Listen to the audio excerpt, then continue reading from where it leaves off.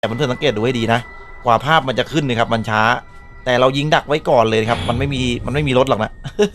ย้ายเป้าไปครับนะย้ายเป้าไปยิงคันอื่นโอเคโดนฮะดูนะครับเห็นปะช่วงรอก็หมุนตัวเล่นไปก่อนสวยๆแบบนี้เลยนะครับระวังตกหน่อยเดียวครับเพราะว่าบางทีลืมดูระยะความสูงนะครับความสูง400 500นะครับอันตรายนะทุกคนเพราะว่าเครื่องบินมันบินเร็วนะครับหักหัวผิดนิดเดียวเนี่ยดิ่งลงน้ำเลยนะนี่ฮะสวัสดีครับเพื่อนๆพบกันในเกม MWT Tank Battle กันอีกหนึ่งครั้งนะครับผมซึ่งครั้งนี้มาพร้อมกับ Battle Pass ใหม่นะครับผมซึ่ง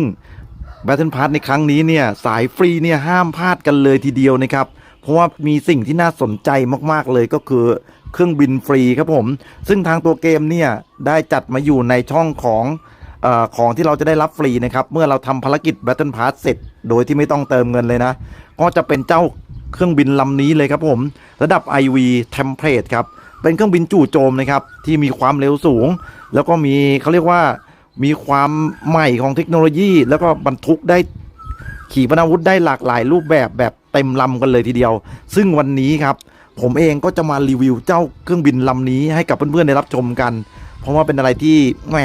นานๆจะมีเครื่องบินฟรีดีๆแบบนี้มาให้นะทุกคนเราไปดูกันเลยดีกว่านี่ครับสำหรับเจ้าเทมเพลตนะครับผมในส่วนของถ้าเกิดเพื่อนๆอัปเกรดถึงมาร์ค3หรือระดับสูงสุดแล้วเนี่ยจะมีความทนทานอยู่ที่ 30,000 กว่านะครับ 38,000 ความเร็วเนี่ยอยู่ที่ 1,400 กว่าเลยนะครับแล้วก็ after burner ครับจังหวะเร่งนะครับอยู่เต็มที่อยู่ที่ 3,300 คือ 35 ด้วยนะคือเป็นอะไรที่เร็วมากๆนะครับความคล่องตัวสูงครับ 72.2 น้ำหนักบรรทุกครับเต็มที่ได้ถึง 5,444 คือบรรทุกได้เต็มคันนะเน้นๆเลยทีเดียวอุปกรณ์ที่ให้มานี่ครับมีกล้องจับความร้อนด้วยน่าสนใจมากๆเครื่องบินลำนี้แล้วก็มีอาวุธนะครับภาคพื้นที่รุนแรงนะครับอย่าง PT-15 แล้วก็ตระกูล GBU นะครับทั้งหลายแหล่มาครบเลยนะทุกคนนะครับอะไรประมาณนี้ทางอากาศก็ไม่แพ้กันนะครับก็มีของดีติดมาให้ด้วยเรามาดูในส่วนของสล็อตอาวุธกันหน่อยนะครับนะช่องอาวุธช่องแรกลืมบอกไปเจ้าปืนเจ้าเครื่องบินลำนี้นะครับจะไม่มีปืนกลนะทุกคนก็เป็นที่น่าเสียดายนิดนึงนะไม่มีปืนกลครับแต่ก็ขีปนาวุธก็เพียงพอครับนะช่องแรกครับสามารถติดตั้งได้ทั้ง2รูปแบบไม่ว่าจะเป็นอากาศสู่อากาศหรืออากาศสู่พื้นนะครับสามารถติดตั้งเจ้าตัวอาวุธนะครับขีปนาวุธ PT-15 ได้1ช่องด้วยนะครับ2ช่องในช่องสุดท้ายให้เพื่อนเรื่องติดเราได้เลยถ้าติดครบ2ช่องแบบนี้จะทำให้ตัวเครื่องนั้นช้าลงนะครับทุกคนจะทำให้เครื่องมันช้าลงนะครับแต่ถามว่าช้าลงเยอะไหมจาก 3,300 เนี่ยเหลือ 2,800 ถ้าอยากจะไปถล่มคู่ต่อสู้ที่อยู่ภาคพื้นก็สามารถทำได้นะทุกคนแต่ผมจะติดแบบให้มันบาลานซ์หรือว่าให้ได้ความเร็วก็จะติดเป็นตัว RJ RL นะครับ RL10 นะครับผมนะ RL10 บางกลัวอ่านผิดนะทุกคนซึ่งมีดาเมจถึง 20,000 นะครับส่วนตัวโหดนะครับตัวโหดของมันก็คือมีดาเมจ 30,000 นะทุกคนเป็นอะไรที่ดีมากๆช่องที่2ครับติดได้เฉพาะอากาศสู่อากาศช่อง3ติดได้แบบเดียวนะครับนะไม่สามารถเลือกได้เป็นอากาศสู่อากาศนะครับก็ต่อต้านอากาศนั่นเองนะเรามาดูในส่วนของเกราะกันหน่อยครับนี่ฮะก็ประมาณนี้และที่น่าสนใจอีกอย่างหนึ่งคือมันไม่มีรางกระสุนนะทุกคนนะครับมันไม่มีช่องสีแดงก็คือจุดที่เป็นอันตรายนะครับมีแต่เครื่องยนต์นะครับแล้วก็ถังเชื้อเพลิงคือน่าสนใจนะลำนี้คือมันปิดปกปิดนะครับเกี่ยวกับอุปกรณ์โอเคฮะเดี๋ยวเรามาดูกันดีกว่าว่ามันดีขนาดไหนนะส่วนตัวผมให้คะแนนแบบ10 เต็ม 10เลยนะครับเนื่องจากฟรีด้วยนะครับเป็นของดีด้วยนะครับเราจะได้มีของดีๆเล่นกันเรามาดูในส่วนของการยิงภาคพื้นดินกันก่อนนะครับผมจะยิงในส่วนของการทดลองขับนะครับเพราะว่าผมเองนั้นนะครับขับเครื่องบินแล้วยิงภาคพื้นดินเนี่ยยังไม่เก่งนะครับแล้วก็เป็นการฝึกการขับแบบผู้เชี่ยวชาญด้วยนะครับซึ่งปัจจุบันเนี่ยนะครับผมขับแบบมือใหม่เนาะตอนนี้ก็พยายามฝึกแบบผู้เชี่ยวชาญนะครับเพื่อที่จะให้ได้มุมกล้องสวยๆอันนี้ก็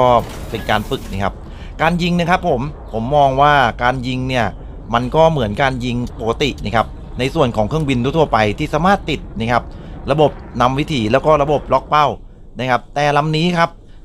ขีปนาวุธที่ติดมาภาคพื้นดินเนี่ยมีความเร็วค่อนข้างจะก็คือความเร็วน้อย300 กว่าเต็มที่นะครับเพราะฉะนั้นเครื่องบินเรามันเร็วกว่าจึงต้องกะระยะให้ดีครับเพราะว่าพักหลังเนี่ยตัวเกมคือถ้าไม่ล็อกเป้าจนสุดเนี่ยมันจะยิงไม่โดนนะทุกคนและจังหวะการมองภาพนะครับบางทีมันมองไม่เห็นเป้านะครับ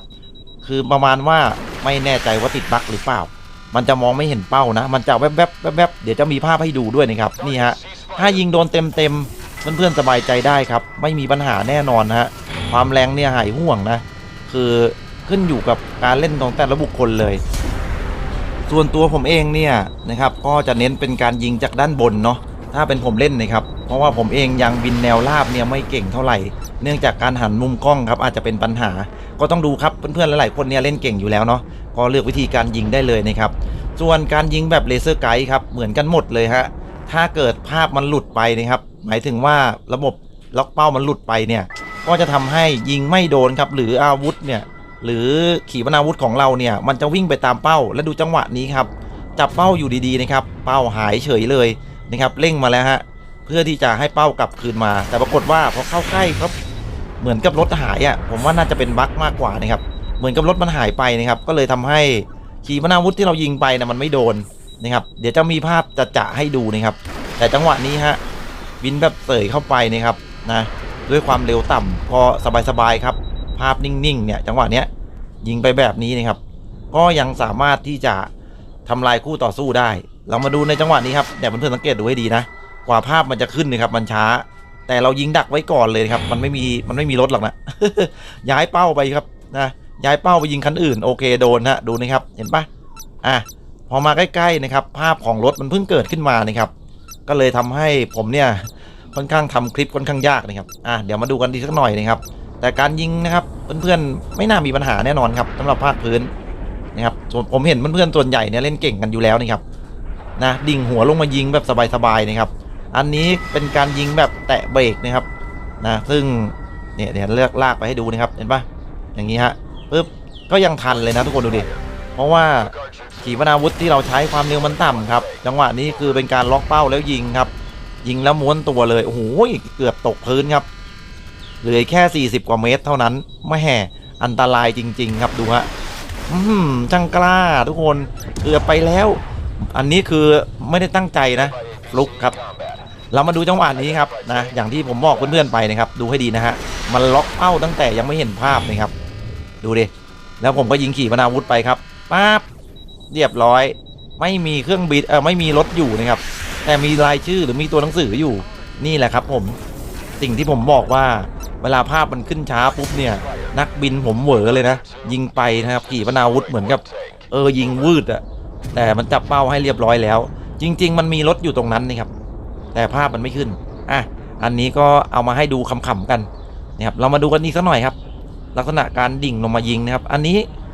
ยิงแบบความเร็วสูงนะครับก็คือพุ่งมาเลยฮะนี่ครับปึ๊บ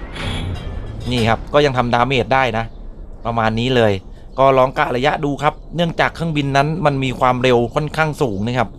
การบินต่ำๆหรือบินเลียดๆมากๆเนี่ยขยับนิดเดียวเนี่ยก็มงพื้นเลยนะครับผมมงบ่อยนะครับนี่ฮะแล้วก็หัวสายมากเลยคือหัวมันสายมากนะครับเป็นเรื่องธรรมดานะครับเครื่องบินมันปรับตัวกับความเร็วเนาะนี่ครับยิงให้ดูแบบเน้นๆนะจรวดวิ่งค่อนข้างช้าบึ้ม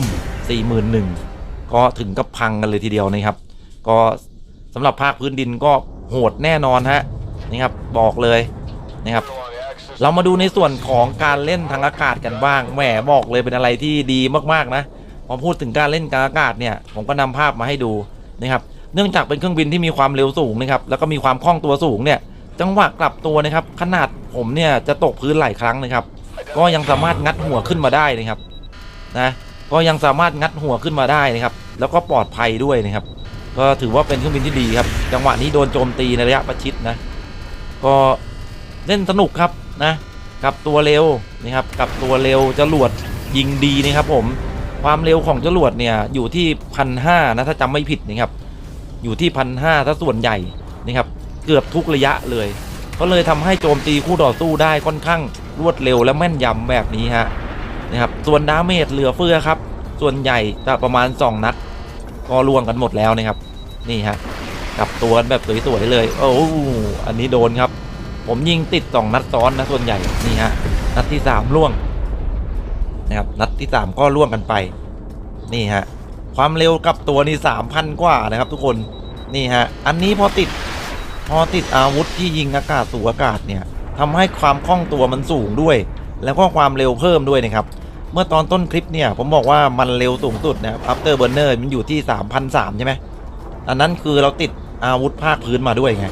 พอติดแต่อากาศสู่อากาศปุ๊บเนี่ยความเร็วนี่ครับทำสปีดได้ถึง 3,700 นี่ครับ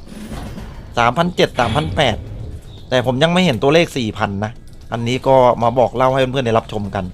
นะครับนี่ฮะหมุนตัวได้แบบนี้เลยครับแทบที่จะโอ้โหคือดีมากอ่ะคือผมเอามาฝึกเล่นเนี่ยค่อนข้างดีนะบอกนะครับว่าผมก็ฝึกเหมือนกันนะครับไม่ได้คล่องแคล่วอะไรแบบนั้นนะครับโหมดที่ผมฝึกก็หมายถึงผมตั้งค่าอยู่ที่การบังคับแบบผู้เชี่ยวชาญนะครับแล้วก็ไม่ให้ดึงหัวกลับนะครับหมายถึงว่าไม่ให้ดึงกล้องกลับที่หัวนะครับมันจะมี2แบบนะเนาะก็จะใช้แบบไม่ดึงหัวกลับนะครับโดยอัตโนมัตินั่นเองนะเพราะถ้าดึงหัวกลับภาพมันจะดึงไปดึงมานะครับผมเองก็ไม่ถนัดนะครับก็เลยเลือกที่จะหันดูเองนะครับการตั้งค่าแบบนี้จะช่วยให้เพื่อนๆนะครับมองไปข้างหลังได้ง่ายนะครับซึ่งมันเป็นจุดดีด้วยนะครับเราอยู่ข้างหลังเราสามารถล็อกเป้านะครับหมายถึงว่าเหมือนมีกระจกมองหลังอะสามารถล็อกเป้าได้นะครับแล้วก็ปล่อยให้เครื่องบินกลับตัวได้เลยแต่ถ้าเกิดเราตั้งค่าแบบขับง่ายนะครับซึ่งมันขับง่ายจริงนะครับสำหรับมือใหม่อ่ะการขับแบบมือใหม่อ่ะมันขับง่ายจริงนะครับแต่ถ้าเกิดเราใช้พวกเลเซอร์ไกด์ยิงภาคพื้นดินเนี่ยมันไม่สามารถมองข้างหลังได้แล้วเขาเรียกว่าการล็อกเป้ามันหลุดง่ายนะครับอะไรอย่างเงี้ยมันก็เลยลำบากก็เลยทำให้ผมเนี่ยต้องมาฝึกนี่ครับการขับแบบนี้นี่ครับนี่ฮะช่วงรอก็หมุนตัวเล่นไปก่อนสวยๆแบบนี้เลยนะครับระวังตกหน่อยเดียวครับเพราะว่าบางทีลืมดูระยะความสูงนะครับความสูง400 500นะครับอันตรายนะทุกคนเพราะว่าเครื่องบินมันบินเร็วนะครับหักหัวผิดนิดเดียวเนี่ยดิ่งลงน้ำเลยนะนี่ฮะก็คือถ้าเราบินสักความสูงสัก500 1,000อย่างเงี้ยผมว่ากำลังดีส่วนผมเองเนี่ยคอยจะบินแถวๆ300 กว่าอยู่เรื่อยเลยนะครับเพราะว่าอยากจะหลบขีปนาวุธไงก็เลยมาฝึกความบินมาฝึกความสูงต่ำๆมาไว้ก่อนส่วนการที่เราบินสูงๆเนี่ยขับง่ายนี่ฮะอาวุธดีนะครับความเร็วดีความคล่องตัวดีผมถึงให้คะแนน10 เต็ม 10เพราะฉะนั้นนะครับพาร์ทนี้ไม่น่าพลาดครับไม่มีเวลายังไงก็ควรจะทำไว้ตั้งแต่ต้นๆนะแล้วหลายคนไปทำช่วงท้ายๆทำไม่ทันเนี่ยเสียดายแย่เลยผมเองก็เคยไม่ทันมาหลายรอบแล้วนะเนื่องจากไม่มีเวลานะครับแต่ครั้งนี้จะทำทุกวันเลยฮะของฟรีดีๆแบบนี้ไม่ควรพลาดนะทุกคนก็เป็นกำลังใจให้นะครับให้ทุกคนเนี่ยได้เครื่องบินลำนี้กันนี่ครับผมถ้าเพื่อนๆมีความคิดเห็นยังไงก็สามารถคอมเมนต์เข้ามาคุยกันได้นะว่ามันดีไหมอะไรไหมแต่ผมจะไม่ได้เปรียบเทียบนะครับว่ามันดีกว่าลำนั้นลำนี้อะไรเงี้ยผมจะไม่เปรียบเทียบนะเพราะว่าแต่ละคนถนัดขับไม่เหมือนกันนะครับลีลาการขับแล้วก็ความชำนาญในการใช้เนี่ยไม่เหมือนกันก็เลยจะไม่เปรียบเทียบนะครับว่ามันดีกว่าลำนั้นหรือเปล่าหรือมันด้อยกว่าลำนี้หรือไม่อะไรแบบนี้นะครับคือเราก็จะพูดถึงจุดเด่นจุดด้อยของมันนั่นแหละนะครับนี่ฮะหัวสายไปหน่อยแต่ก็โอเคฮะถือว่ามีความแม่นยำแล้วก็ทำได้ดีนะครับแบบนี้เลยโอเคครับสำหรับคลิปนี้ก็คงต้องลาเพื่อนๆไปก่อนแล้วนะครับกับเจ้าเทมเพลตเครื่องบินโคตรดีนี่ลอยตัวกันสักหน่อยนะครับใช้มุมกล้องหรือการขับแบบนี้ก็จะได้ภาพสวยๆแบบนี้นะครับนะมีการลอยตัวนะครับคือประมาณว่าบินกับหัวเขาเรียกว่าไงนะบินกับหัวแล้วกันนะครับแล้วก็ลอยลำอะไรประมาณนี้เป็นอะไรที่ดีมากๆนะครับก็ได้มุมภาพที่สวยด้วยแต่ก็แลกมาด้วยการบังคับที่ยากเลยครับจังหวะนี้ยิงมุมสูงครับนะแต่เบรกแล้วลอยลำยิงแบบนี้ครับสบายๆฮะนี่เลยเน้นๆแม่ยิ่งเล่นยิ่งสนุกนะครับสุดยอดไปเลยแล้วไว้เจอกันใหม่คลิปหน้านะครับสำหรับคลิปนี้ต้องลาไปก่อนแล้วบ๊ายบายสวัสดีครับผม